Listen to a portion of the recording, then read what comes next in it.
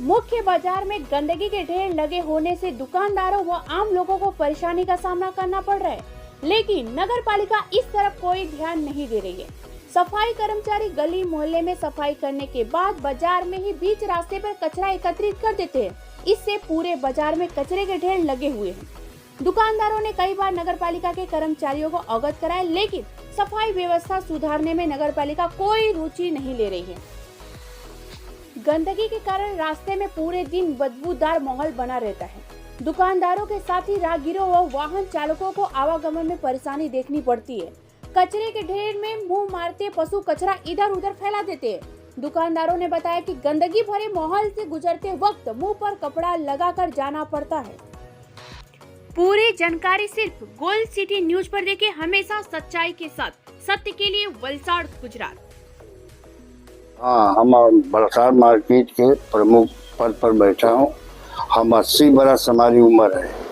अब हम लोग यहाँ पर 60 बरस से धंधा किया। जब से तालाब ये लिया गया, दान की जगह है, और दान में ये लोग जब आए यहाँ पर मार्केट बांधने लगे तो हमारे लोग को बोले कि ये दुकान दे रहा हूँ, ये करोड़ों रुपए की दुकान है।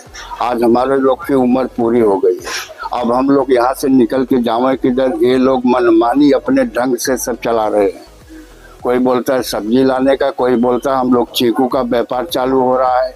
इस साल सीजन थोड़ा लेट है, इसके लिए हम लोग बैठा हूँ। और अभी चीकू चालू होगा तो हमारी लोग की गाड़ी घोड़ा कहाँ से भरने आएगी। ये लोग मनमानी कर रहे हैं, अपने मनमानी। हमारी दो जगह जमीन थी, कैलाश रोड और एक यहाँ ये रोड के बगल में, वो दोनों जमीन बेच करके वहाँ जमीन खरीदा गया, उसको भी ये लोग बेच रहे हैं। तो हम लोगों को बताओ, हम लोग इस उम्र में पैसा कहाँ से ला के भले 40-40 लाख रुपया मांग रहे हैं। तो हमारा एक ही विनंती है कि हमको शिफ्ट कर दीजिए, चाहे वहाँ की यहाँ, और हमको सहूलियत मिलना चाहिए।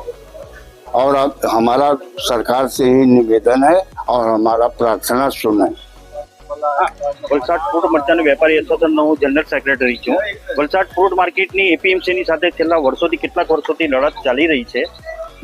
કબજાની લડત ચાલી રહી છે। પણ હાલે અત્યારે અમારે હાઈકોર્ટની અંદર અમારી જીત થઈ, ત્યાર પછી કોઈ પ્રોબ્લેમ કબજાનો નથી। પણ હાલે જે અમને જે સુવિધા મળે છે, અમારી પાસે જે ભાડા લે છે, ટેક્સ લે છે, છતાં પણ અમને કોઈ સુવિધા આપવામાં આવતી નથી। તેમાં પહેલો પ્રશ્ન, છેલ્લા 40 વર્ષથી રોડ નથી બન્યો, બાથરૂમની કોઈ વ્યવસ્થા નથી, લાઇટની કોઈ વ્યવસ્થા નથી ને આવી બધી પ્રશ્નો, જટિલ પ્રશ્નો હોવા છતાં પણ હાલે જે શાકભાજી માર્કેટની જે શિફ્ટિંગ કરવા માટેના જે પ્રયત્નો ચાલી રહ્યા છે શાસકોના, વલસાડ એપીએમસી શાસક અને વલસાડ નગરપાલિકાના અધિકારીઓ, આ વલસાડની અંદર જે અત્યારે તમે હાલે જોઈ છે કેટલી પોઝિશન ખરાબ છે કચરાની ને ટોયલેટની, બાથરૂમની, તો આ બધી પરિસ્થિતિ ખરાબ હોવા છતાં પણ હાલે લોકો જે શિફ્ટિંગ કરનાર છે ત્યારે જે કચરો પડશે શાકભાજીનો, તો એનાથી કેટલી ખરાબ પરિસ્થિતિ ઉત્પન્ન થશે અને કસૂરવાર થશે તો વેપારીઓ જ।